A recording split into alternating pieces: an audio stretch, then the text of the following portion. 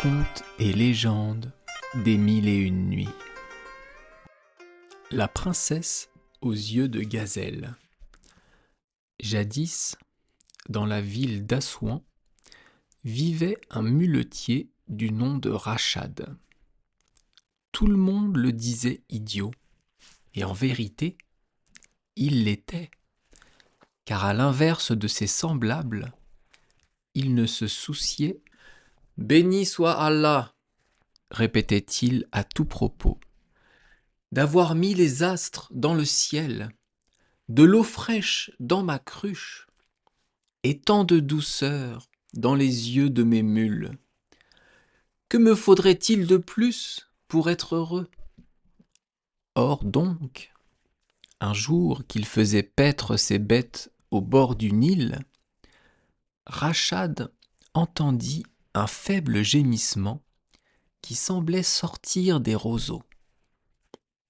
Intrigué, il chercha d'où venait le bruit et découvrit une gazelle à demi enfouie dans la terre. À sa vue, la bête tenta en vain de se redresser et de s'enfuir. N'y parvenant pas, elle se mit à pleurer comme pleurent les femmes. « Épargnez-moi, Seigneur !» suppliait-elle. « Voyez, un chasseur m'a blessé, mon flanc saigne. Qui que vous soyez, passez votre chemin et laissez-moi mourir en paix. » Le muletier, en idiot qu'il était, ne s'étonna pas d'entendre parler une gazelle, mais fut sensible à sa détresse. S'étant accroupi auprès d'elle, il palpa sa plaie. Celle-ci ne présentait aucune gravité, la flèche n'ayant fait qu'effleurer la peau sans y pénétrer. « N'aie crainte, lui dit-il, je vais t'emmener chez moi et te soigner. L'onguent qui me sert à panser mes mules apaisera ta souffrance. » Ainsi fit-il, et, bientôt, la gazelle guérit. « Retourne parmi les tiens, lui conseilla alors le muletier, car l'homme est sans pitié pour les bêtes sauvages. Ainsi l'a voulu Allah, qui a mis la flèche dans le carquois du chasseur et le couteau sur l'étal du boucher, mais a également créé le désert où l'animal est roi. » À ces mots, la gazelle ne put retenir ses larmes. « Ne me renvoie pas, muletier, » implora-t-elle. « J'ai perdu le goût de la liberté et ne veux plus vivre traquée. Je t'en prie, épouse-moi. Quel chasseur, quel boucher aurais-je à craindre si je suis ta femme ?» Ces paroles laissèrent l'homme fort perplexe. Avait-on jamais vu un humain s'unir à une gazelle ? Cependant, en idiot qu'il était, il se dit : « Si Allah n'avait pas voulu qu'une telle chose se produisît, il ne m'eût pas fait croiser la route de cette bête. Qui suis-je pour m'opposer à sa sainte volonté ?» Il se dit encore : « Toutes les jeunes filles que j'ai demandées en mariage se sont moquées de moi. Or, voici qu'une compagne me tombe du ciel. Ce serait péché de la repousser. » Il accepta donc. À cet instant, ô prodige, la gazelle se changea en femme. Et quelle femme! Une chevelure d'ébène, un teint de perles, des lèvres semblables à des pétales de rose, des habits si fins qu'ils paraissaient tissés dans des voiles de brume, et tant de diamants qu'elle brillait comme 1000 étoiles. On juge aisément de l'ébahissement du pauvre muletier. Il tomba à genoux pour remercier Allah. Mal lui en prit. Lorsqu'il releva la tête, sa fiancée avait disparu.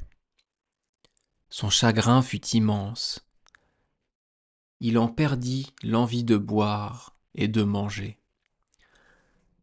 Que m'importe à présent les astres du firmament, la fraîcheur de l'eau et le doux regard de mes mules, soupirait-il. Ma bien-aimée s'en est allée, et avec elle toute ma joie. Hélas, pourquoi Allah a-t-il mis tant d'amour en mon cœur, si c'est pour m'ôter l'objet de cet amour?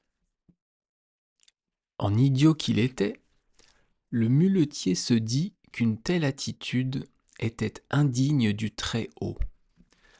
Ce dernier lui imposait sûrement une épreuve, afin de tester sa constance. « Je retrouverai ma fiancée, décida-t-il. Dussé-je y passer le restant de mes jours, et même l'éternité. Dans ce but, il sella sa meilleure mule et s'en alla parcourir le monde. Après 7 fois 7 jours de voyage, il parvint dans une ville dont tous les habitants portaient le deuil. Comme il avait faim, il entra dans une auberge. Voyant les clients verser des torrents de larmes, il demanda la cause de leur détresse. « Nous pleurons sur le sort du malheureux jeune homme qu'on va exécuter, » répondirent-ils. « Qui est donc ce jeune homme? Un voleur? Un assassin?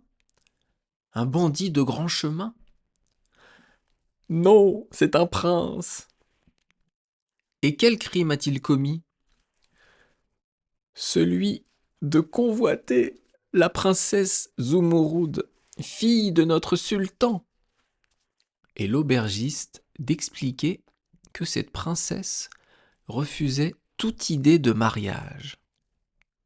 Or, sa beauté était telle que des 4 points cardinaux, les prétendants nobles, riches et d'aimables figures affluaient pour demander sa main.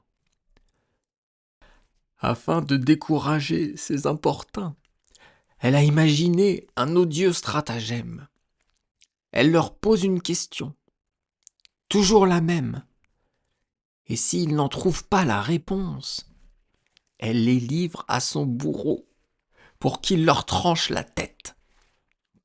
Et si l'un d'eux la trouve, elle a fait le serment de l'épouser, mais cela ne se produira sans doute jamais, car c'est une fine mouche, même les plus grands savants y perdent leur latin. Et cela ne rebute pas les candidats. Certes non, ils sont même si nombreux que, sur le billot, le sang coule à flot. Des centaines de jeunes gens ont déjà péri dans la fleur de l'âge, sacrifiés aux caprices de ce cœur impitoyable. Et il en arrive sans cesse de nouveaux. Aussi, nous, habitants de cette ville maudite, nous prions Allah de nous envoyer celui qui, domptant la princesse, mettra fin au carnage. La conversation se prolongea jusqu'au soir, puis vint l'heure du supplice. Une foule bruyante s'amassait sur la grand-place, où était dressé l'échafaud, lorsqu'une sonnerie de trompette éclata. « Voici le sultan, sa fille et le grand vizir » annonça l'aubergiste à l'oreille de Rachad. La cour, qui se composait, en outre, d'un grand nombre de personnes de qualité, prit place dans une tribune tendue de velours pourpre. Puis Zumurrud leva la main. « Que la sentence s'accomplisse !» décréta-t-elle. En entendant sa voix, Rachad frémit car cette voix lui était familière. C'était celle de la gazelle. Alors, il bondit sur l'échafaud afin d'arrêter la main du bourreau, tout en déclarant haut et fort : « Je m'oppose à cette exécution. » « Et pour quelle raison ? » interrogea le sultan. « Lorsque ce prince a sollicité la main de votre fille, elle était déjà fiancée. Sa requête est donc nulle et non avenue. » Une rumeur d'étonnement accueillit ces paroles. « Es-tu fou, muletier ? » s'écria le roi.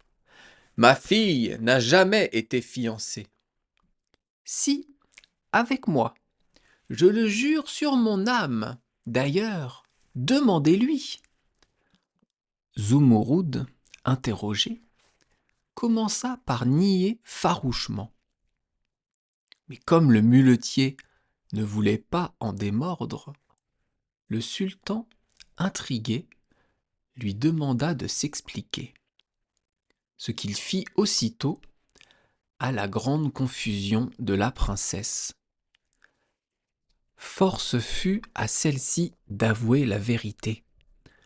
Changée en gazelle par un puissant magicien dont elle avait repoussé les avances, elle s'était vue contrainte d'accepter ses fiançailles, pire, de les provoquer, car sa métamorphose ne devait prendre fin que si quelqu'un consentait à l'épouser sous sa forme de gazelle. Mais une promesse extorquée dans ces conditions est sans valeur, ajouta-t-elle. Moi, qui ne veux pas d'un prince, que ferais-je d'un muletier et idiot de surcroît ? Ton mari, répondit simplement Rachad. La foule, entrevoyant la fin de ses misères, applaudit à tout rompre. Te voilà bien outrecuidant, s'écria le sultan, qui ne souhaitait pas avoir un muletier pour gendre. Cesse donc de nous importuner, chien, ou il t'en cuira. Les ovations se changèrent en huées. Je ne m'en irai que la bague au doigt en compagnie de mon épouse, s'obstina Rachad, et le peuple d'applaudir de nouveau. Le sultan, craignant une émeute, en référa au grand vizir. Que la princesse agisse avec ce prétendant comme avec tous les autres, décréta ce dernier. S'il donne la bonne réponse, il aura gain de cause. Dans le cas contraire, nous assisterons à 2 exécutions. La princesse, qui ne doutait pas de sa victoire, acquiesça. Puis, se tournant vers le muletier, elle l'interrogea avec arrogance. Quel est le défaut de la perfection ? Un murmure d'effroi parcourut la foule, car c'était là la terrible question qui avait envoyé tant de jeunes gens à la mort. Pourtant, à la surprise générale, le muletier n'hésita pas une seconde. Une petite cicatrice à la hanche gauche, rétorqua-t-il. La princesse blêmit. Comment as-tu deviné ? Balbutia-t-elle. C'est l'évidence même. Lorsque je t'ai trouvé sur les bords du Nil, tu étais blessé à la hanche gauche. Cette blessure, en guérissant, a laissé une marque en forme de croissant de lune, Je le sais, c'est moi qui t'ai soigné. Et cette marque est le seul défaut dans la perfection de ton corps. Devant tant d'assurance, le sultan ne put que s'incliner. Puisqu'il en est ainsi, muletier, viens chercher le prix de ta sagacité, dit-il à contre-cœur. Sous les cris de joie de la foule, Rachad s'avança vers sa fiancée. Cependant, lorsqu'il voulut la prendre par la main, elle lui lança un regard chargé de haine, si bien qu'il recula d'un pas en s'exclamant : « J'ai changé d'avis, je ne te veux plus. Celle que j'aimais avait des yeux de gazelle. Les tiens sont plus perfides que ceux du serpent. » Et, lui tournant le dos, il s'en alla. Dans l'instant, la promesse qui brisait le charme étant rompue, la princesse redevint une gazelle. « Ô muletier, ne m'abandonne pas !» supplia-t-elle. « Vois, mon regard a retrouvé sa douceur. Je serai pour toi la meilleure et la plus soumise des épouses. Je te le jure. » Le muletier fit la sourde oreille, car, bien qu'il fût idiot, il savait qu'une gazelle est moins cruelle qu'une femme, mais tout aussi menteuse.